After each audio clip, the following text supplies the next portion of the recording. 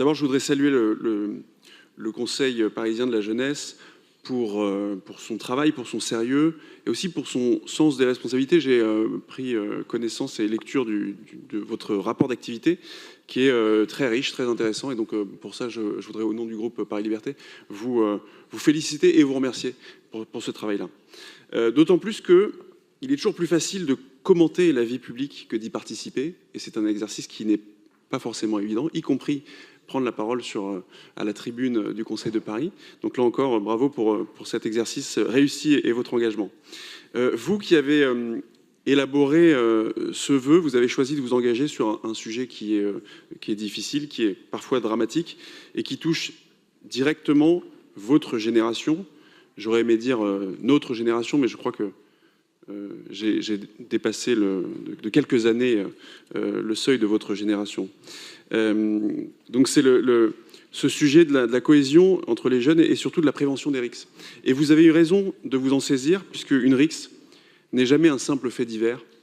Derrière chaque RICS, il y a des jeunes qui se mettent en danger, il y a des familles aussi qui s'inquiètent, il y a des établissements scolaires ou des quartiers dans lesquels un climat malsain de tension et de violence s'installe, et parfois, malheureusement, trop souvent, des vies brisées. Alors oui, nous avons besoin de prévention, nous avons besoin d'une présence éducative, de lieux de sociabilité pour les jeunes, d'activités sportives et culturelles, d'associations qui restent mobilisées et d'une meilleure coordination entre tous les acteurs concernés. Et c'est justement le sens des propositions que vous formulez au nom du Conseil parisien de la jeunesse. Mais je voudrais dire aussi que nous devons être lucides, puisque cette prévention qui est nécessaire et qui est indispensable ne dispense pas d'une autorité publique capable de protéger les jeunes et de sanctionner les violences. Mais votre vœu, il porte aussi un enseignement plus large qui a déjà été souligné par mes collègues et que je souhaite souligner également. C'est ce que votre travail dit finalement de la jeunesse parisienne. On entend souvent parler des jeunes comme d'un public à accompagner, à protéger, à aider, voire même parfois, avec un petit peu de paternalisme, à materner.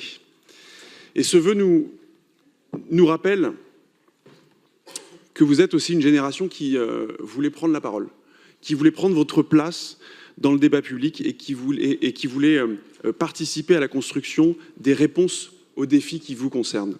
Et au fond, qui mieux que les jeunes eux-mêmes pour parler des enjeux qui touchent directement leur génération. Ce vœu, il a une force particulière justement parce qu'il a été élaboré par des jeunes qui sont finalement en première ligne de ces phénomènes de violence et d'ultra-violence pour ce qui est des RICS. Et quand une proposition part du terrain, lorsqu'elle s'appuie sur de l'expérience vécue, elle a davantage de chances d'être comprise, d'être acceptée et donc d'être efficace. Mais la meilleure manière de saluer et d'encourager le travail votre travail, le travail des jeunes du Conseil parisien de la jeunesse, c'est pas seulement de voter ce vœu comme nous nous apprêtons à le faire, mais c'est aussi de veiller à lui donner une suite. Et je m'adresse directement à M. Grégoire, le maire de Paris, pour faire en sorte que ce vœu ne soit pas lettre morte, qu'il ne soit pas un vœu pieux, mais qu'il soit véritablement suivi des faits. Parce que les jeunes du Conseil parisien de la jeunesse ne demandent pas simplement à être consultés, mais à être écoutés. Merci.